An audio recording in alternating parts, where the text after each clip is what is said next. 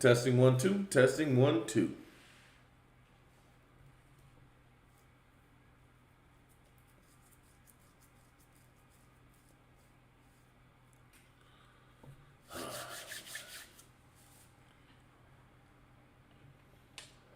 Testing 1 2. Testing 1 2. All right.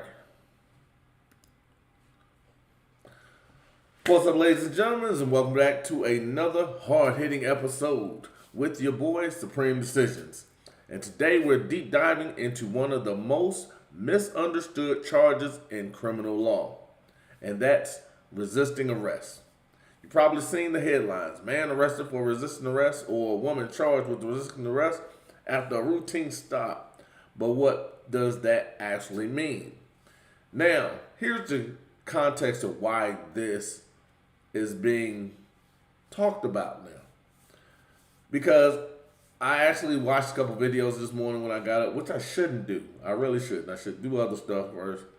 But I watched in Las Vegas where the same 4 Metro cops that have been charged with several counts in the last 6 months of excessive force.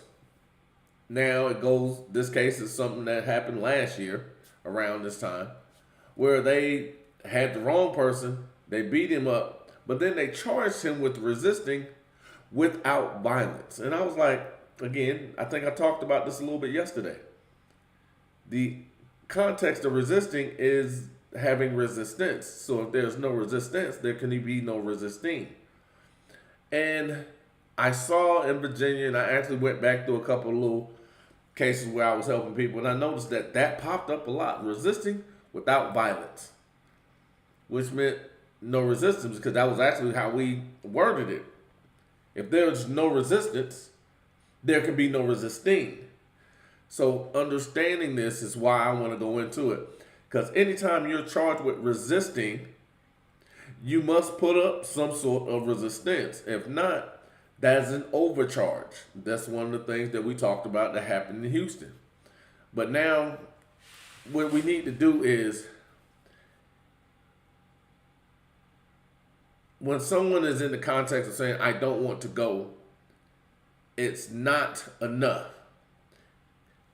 And then I'm going to ask you a question. Can pulling away, asking questions, or even just refusing to comply lead to criminal liability? Well, most police officers believe it is, because here's the kicker. Many jurisdictions actually require force or the threat of force against an officer to convict. Very few people challenge it. Why? Because piranha don't eat piranha. You're not spending $50K on a simple citation. So everyone else is just part of the program because they're feeding and eating from the same pool. And then the law often demands more than mere non-compliance.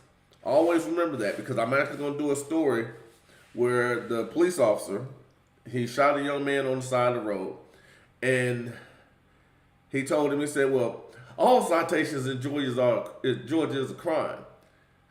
That's a lie. Because in order for a crime to occur, you have to ask, how does one have standing in a court of law? Because a lot of people always ask me that, how do you come up with that? Because again, putting all these things in context and letting you filter through it, now you understand. The idea of standing comes from an injury derived from one or more persons. So there has to be an injured party for standing. Hence, there must be a cause or injury, which is the corpus delicti. If there's not, there is no crime to which you can resist. And even in the context of non-compliance, I don't have to participate in your investigation. And even in Georgia, which is also one that several Supreme Court rulings, but they're old. They don't apply it very often because very many defense attorneys don't bring it up. But in Georgia, I even spoke about this. The Georgia Supreme Court ruled you can apply equal force back to a police officer that's attempting to inflict an unlawful arrest because they are no longer acting as agents of the government. Remember, that was one of the cases I talked about 6, 7 years ago. Because once they commit an act that's outside the boundaries of their duties, they are no longer actors of the government. They are John, which is why I tell people, you sue them in their individual capacity. Because if they're doing something that's outside the scope of their duties, they are no longer actors of the government. So you cannot sue them as an actor of the government. Because if you do, you now have to bring in the policy they were enforcing. Now, what we're going to talk about is the countless defendants are charged and sometimes even convicted without this requirement being fully met. And the reason being is because there are few defense attorneys actually challenging it, and many people don't understand if there's no resistance, there can be no resisting. And so today we're going to explore the legal elements of resisting arrest, the necessity of proving physical violence or threats, the gray areas in which police exploit. And generally it's because you don't know. And most importantly, the defenses you can use if someone you love faces this charge. So buckle up. By the end of this show, you'll know more about resisting than most prosecutors in your county. Yeah, you will know more in this short period of time than most prosecutors know. Now, just to give you an idea, the definition under common statutes, it'll be the Penal Code 242.2 in most states. The typical element, lawful arrest or detention. Keep that. That's a key element. Lawful arrest or detention. 2, the defendant knew the officer was a law enforcement officer. Why? Because let's say you have a plainclothes officer in someplace like Walmart. Always understand that. The defendant intentionally, let me go back to that one real quick. Because I had this happen, I want to say, it was either in 2012 or 2013. I was walking through Walmart, and a guy comes up and grabs my arm. I have a natural reaction, swing my arm, and I hit him in the throat. Didn't know he was a cop. Well, he was working at Walmart at the time. And then whenever they went to arrest me, the first question I asked was, how am I supposed to know that some man running up to me and grabbing me is a police officer when they're not in uniform and I have not committed a crime? I wasn't running. I'm with my son. So when his supervisor got there, the one thing that he noted was, I said, watch the tape. Let's make it easy. And again, he just walked up to me and grabbed my arm. I don't know who he is. So I literally turned around. Wow, it was 100% instinct. And that's even one of the things, because I guess that's my thing. Because even whenever I was down at the restaurant, the one thing that everybody did, they say something crazy to me, then they cover their throat, because I will hit you in your throat. That is just a natural reaction for me. And the biggest defense that was taken in that day, because again, the supervisor took me out of handcuffs. He was like, yeah, you can't just walk up and grab somebody. You didn't even say anything. You just grabbed him. How is he supposed to know you're a cop? And I hit him hard enough to drop him to his knees. I'm like, dude, what are you doing? Because again, I'm befuddled at this time. I'm like, why are you grabbing me? I don't know you. Hell, even my kids know, don't walk up on me and grab me because I'm going to hit you. But anyway, the context of it was, defendant knew the officer was a law enforcement. I didn't know that he was law enforcement. Whoops. But at the end of the day, that situation was taken care of because of the actual barrier in the penal code. And unfortunately, I knew the penal code because I'm always doing shit I ain't got no business doing, so I need to at least know what it is going on. Anyway, now the defendant intentionally resisted. I'm not going to resist arrest because I want to go to court. And when I go to court, it's not going to be the same fun and games that most people think because I'm coming to take your head off, period. Now, the biggest part of resisting arrest is the use of force or the threat of force. That's where the resistance without violence comes in there. There was no use of force. So then what you do, you check out what the threat of force was or where it came from.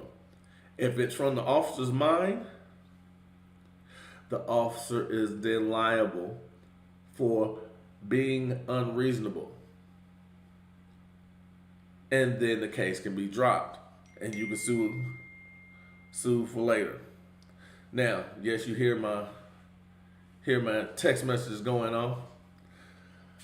But anyway, I thought somebody do me a favor. Tell me how to turn that off while I'm doing this, because I'm actually recording with one iPhone and I've got two other ones sitting over here and then my iPad. So tell me how to turn that off so we can go into the next one. Anyway, you must distinguish between passive resistance, which is pulling away, going limp, refusing to stand, or refusing to sit. Or active resistance, kicking, punching, hitting, pushing, or threatening violence. Those are the separators because one is resisting, the other one is not. So Supreme Court that we're going to talk about is Graham v. Connor, which is reasonableness of the force, Tennessee v. Gardner, which goes into the use of force. And I'm actually one of those, I'm going to go deeper into that one because I have a lot of people that don't understand the verbiage from Tennessee v. Gardner because they talk about and use the terms imminent threat. This is also where police cannot shoot someone in their back because the threat is moving away from them unless they know that there is going to be public harm, which is why you often see police officers when they shoot somebody in the back, they say, oh, he had a gun. And 90% of the time we can't find this alleged gun or it's a cell phone because they're training police officers to be cowards and then justify it later because 95% of people don't actually fight back. And basically on Tennessee v. Gardner, both shaping the balance between officer force and citizen resistance. Because again, they use the context of imminent threat, and imminent is facing. The threat is diminished when your back is turned. Why do I know this? Because they use the exact same language in the stand your ground doctrines, in the castle doctrines here in Texas. Hell, the castle doctrines down in Georgia. They use the exact same language. If a homeowner shoots a intruder in the house, it's justified. You shoot somebody outside your house, it's a gray area. If you shoot them in the back outside your house or chase them down, you are committing manslaughter or murder, depending on how long the chase took place or how long their back has been to you. Why? Because there is no more threat to you or your well-being. You can protect you, but there are also standards for it. And even in the context of this, because I'm going to go back on top in just a second. Because we were talking, I had a use of force conversation yesterday, which I thought was interesting. And a police officer was attempting to justify a police shooting. And I asked him, I said, well, you understand rules of engagement because you were in Afghanistan. He said, yeah. I said, do you think just your bearings on being in the military, now being a police officer, in your bearings, being in a combat zone, and then regular patrolling. Who has the more stringent requirements on discharging their weapons? And he laughed. He goes, military. I said, now, to you, in your mind, who should have the most stringent? Because in the military, you actively have someone attempting to kill you. It's active. You're in an active war zone. You have more requirements and more strictness upon you pulling a trigger and taking the life of someone that's attempting to take yours than someone that you're supposed to be protecting. And he sat down and he goes, I never thought of it like that. I said, because they're not training you to think of it like that. They're not even training you to think. There's more of a requirement on someone that is being shot at in the military than there is for a police officer to actually do their job here in a monicum portion of what it's supposed to be. There are more requirements on someone being shot at in a different country than there is for a police officer to be policing the people they're supposed to protect. Let that sink in.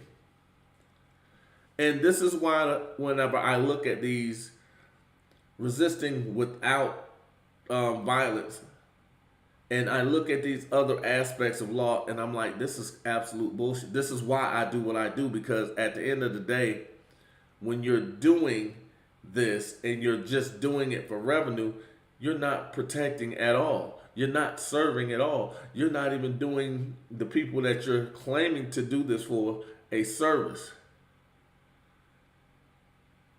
And for me, that bothers me, which is why I actually do this. When I talk about weaponizing your defense, that's what this is. Weaponizing any and everything that you do simply because they don't want you to know this, which is why whenever they teach it, they teach you basics and they don't teach you how to apply it. And when they teach you how to apply it, they don't teach you the verbiage that you need to use. And then they dumb down for the audience so they can double the dollars. Because that was one thing that a lot of people, I actually have repeated that several times. I'm going to dumb down for my audience and double my dollars. You're going to criticize me for it, but you're all yell holler. Because this is one of the things that Jay-Z spoke about. Because whenever he was going out, because again, one of the things he talked about, lyrically, I'd be Talib Kweli. But nobody's listening to Talib Kweli because he's talking about something that most people, if it is not readily affecting them, they don't care about. This protects you and yours.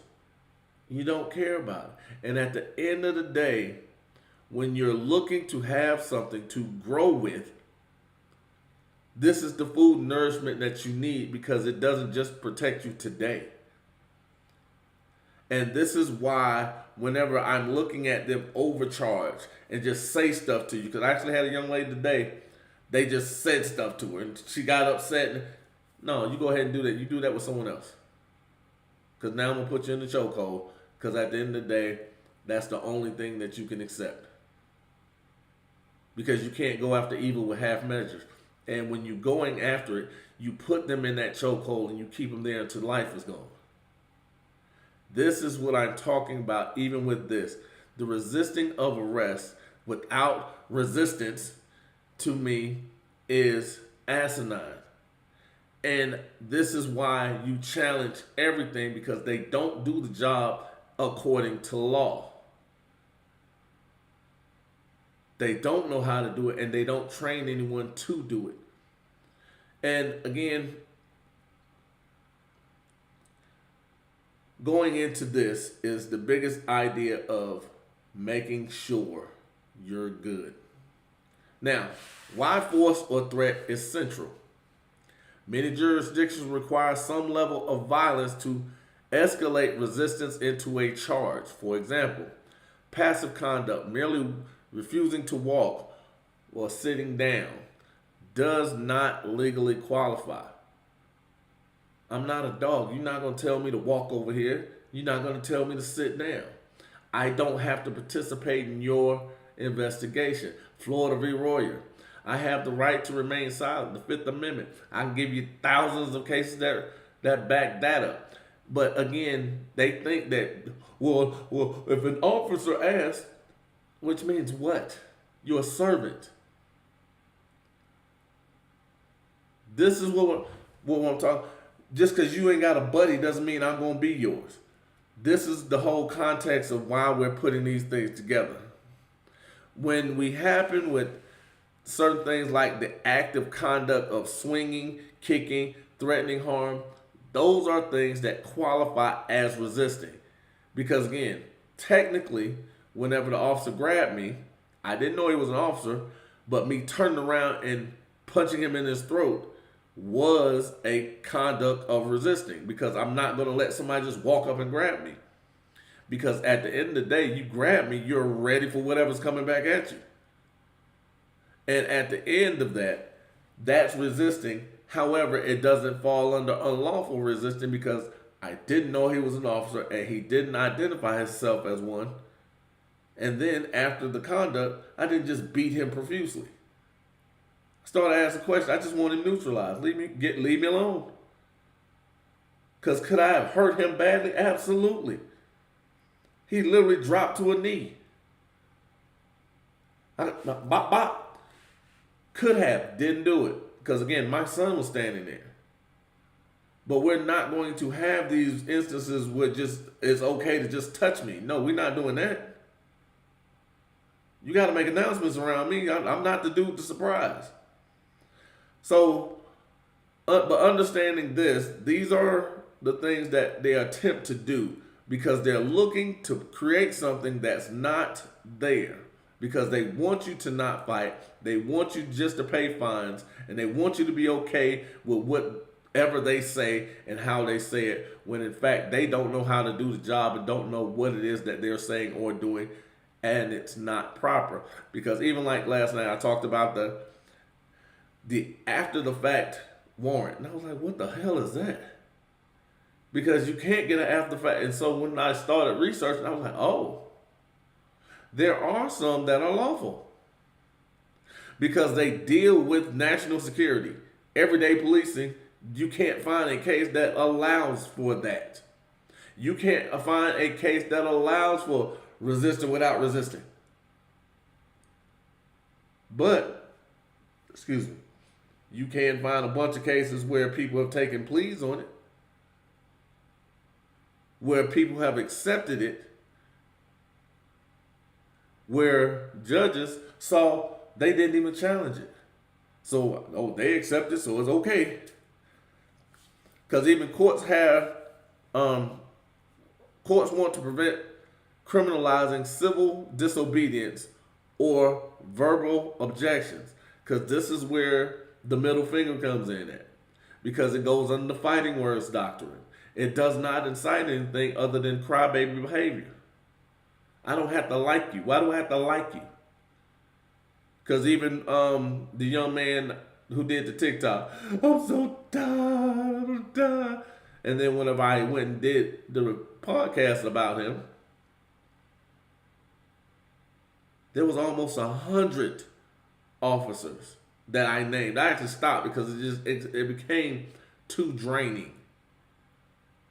In a 2-year time period, over 100 officers. One was a hitman.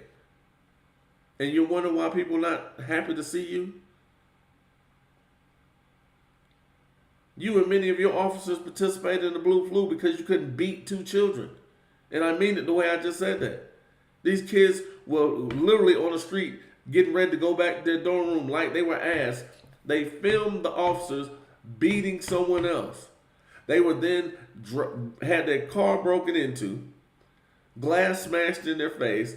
One had a broken arm, the other one had a broken nose. And because they couldn't do that, they whined about it. Well, if I'm getting punished for doing what I'm trained to do. what you're trained to do is wrong. That is at openly admitting you have no idea how to perform the duties of your job. That is showing incompetence. And instead of looking to get better, you cry that you can't do it wrong. Yes, I pause for dramatic effect because I want you to understand the context of why this pisses me off so much. Because even, in State v. Barnes, holding that mere refusal or verbal protest is insufficient for resisting. The City of Houston v. Hill. You cannot criminalize speech that opposes police without crossing into threats or violence. I can throw the middle finger up until my arm is hurting. Can't criminalize it. Because again, whether it's free speech or not, it's not resisting. It's not disorderly conduct. It's none of those things that fall under anything criminal. And if you attempt to criminalize it, you're attempting to criminalize feelings. Because that, like I said, all it does is incite crybaby behavior.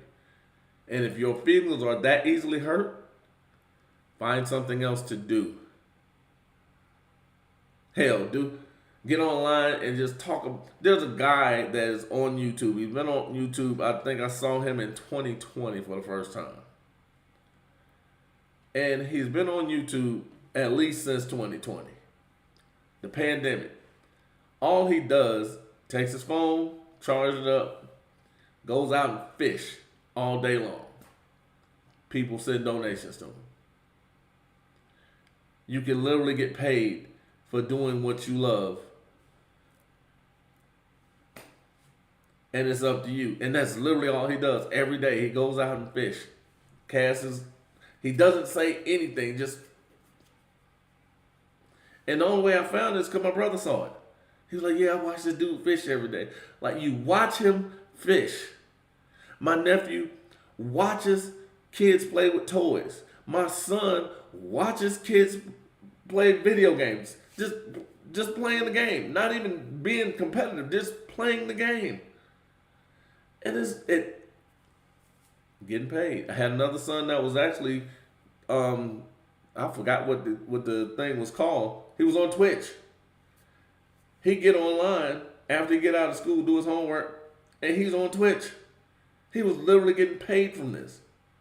You can do what it is you love, and then people will pay you for it. Just keep, if you're too sensitive, YouTube might not be the place for you because the comments get crazy sometimes. Especially if you're that sensitive, because this isn't for the weak. Even fighting back isn't for the weak. And going through the context of all this stuff, if you're so sensitive that a middle finger hurts you, you might just need to go in a corner and just sit there until everything ends. Because at the end of the day, one of my things is I don't like not being good at something. Because if you look at some of my earlier live shows, I'm just in front of a camera just yapping and doing nothing. But the whole point was, at some point, it's got to look better and it's got to be better. And I'm finding better. Look at my original videos. So at some point, they got to look better. They got to be better. Sound quality is better. The video production got better. It's about being the best, but even in this, it's about not just accepting things as they are. We got to find out what that line is, force that line, and then go into something that's greater and more amicable for everyone. And that requires change. That requires pushback. That requires acceptance of a duty. And that requires the absence of fear. And if that's not you, find something else to do. Now, how police misuse resisting charges. Police are often stacking charges to cover excessive force or bad arrest, which is why they gamble that you will not challenge it because you see 4 and 5 and 6 and 7 charges and you're like, well, I can't do all that. Yeah, you can, because they got to prove all of that. And if they don't, One thread, one pawn can destroy an entire case. And that tough talk means nothing because there's always something to combat it. Now, classic scenario. A person questions legality of arrest. Police escalated and then charged resisting to justify the officer's use of force. Again, what happened in the Las Vegas video that I watched. The young man he literally asked, "Who are you looking for?" They said, "Well, why did you do that thing?" He was like, "Dude, I just got here, so what thing did I do? I got off the elevator." Now, come to find out, the reason why it took a year before they actually did anything, because it took a year for the prosecutor to drop the charges. Because you remember, Tommy Sotomayor question.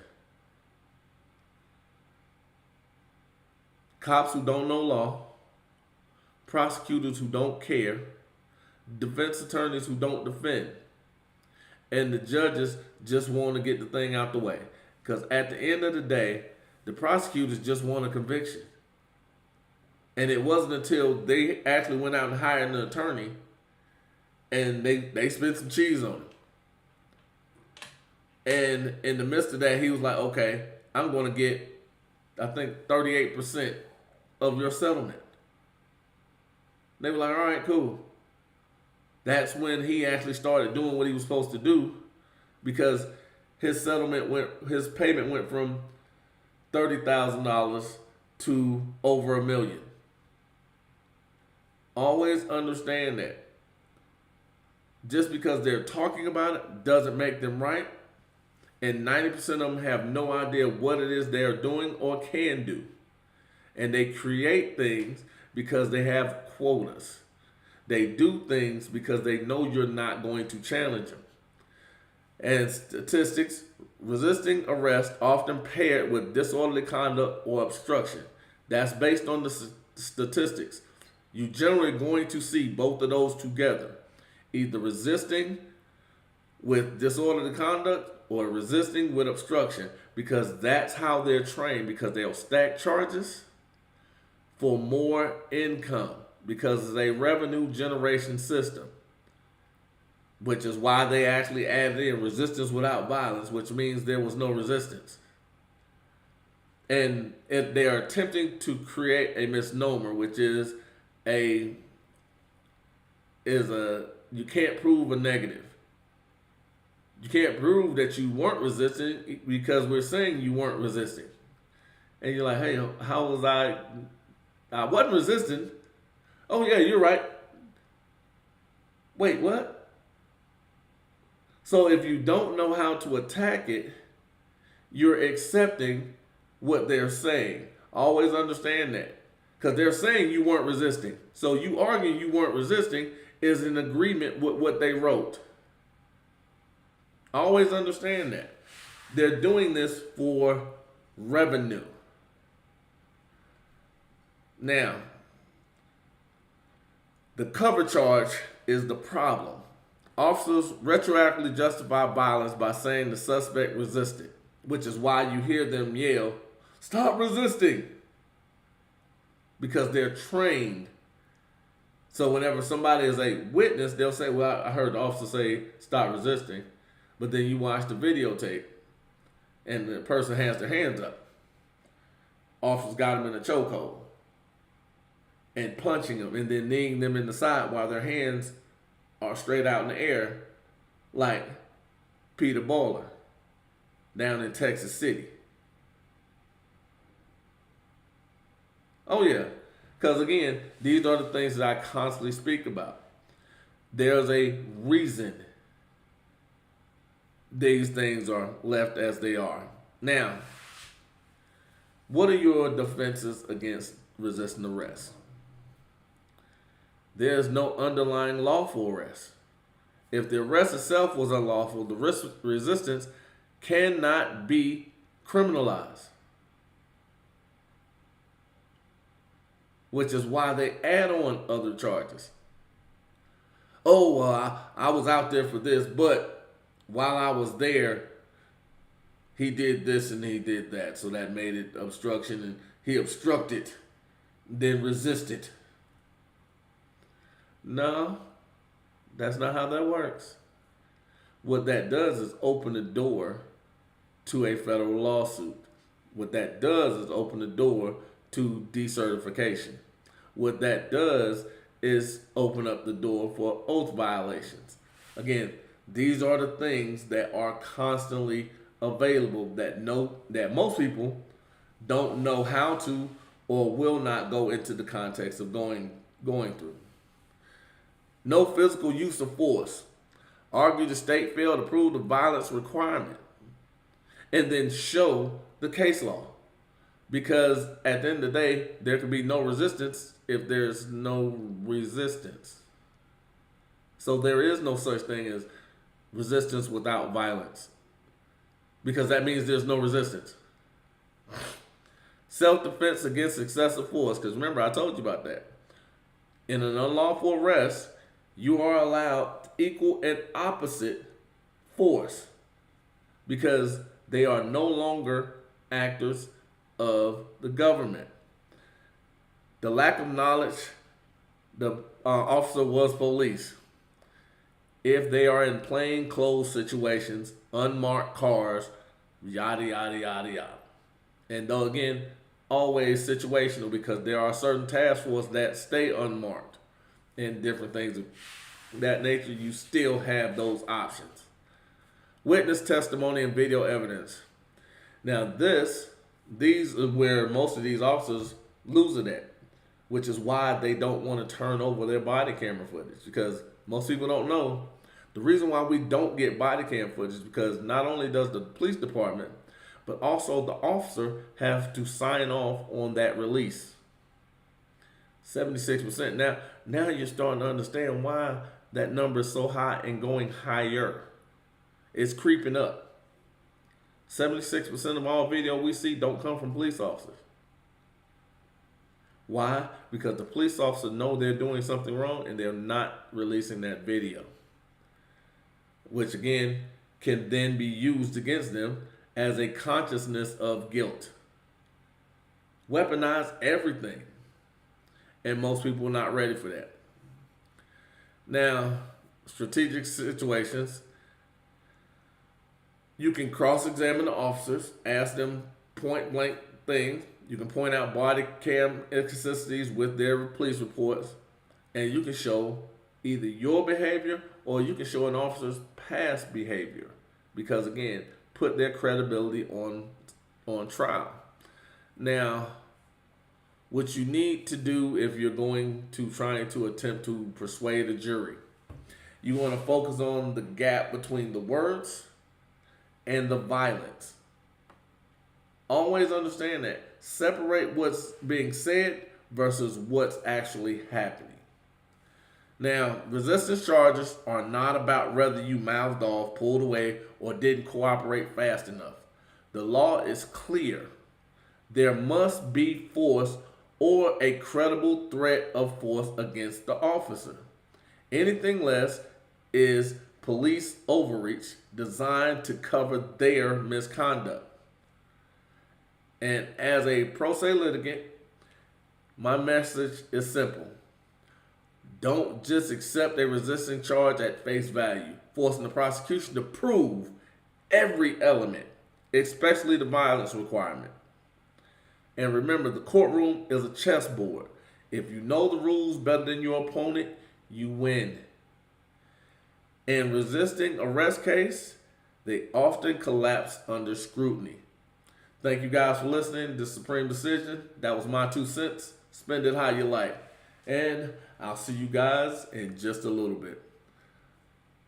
Always stay smart, stay aware, and never let anyone tell you your rights don't matter. I'm out.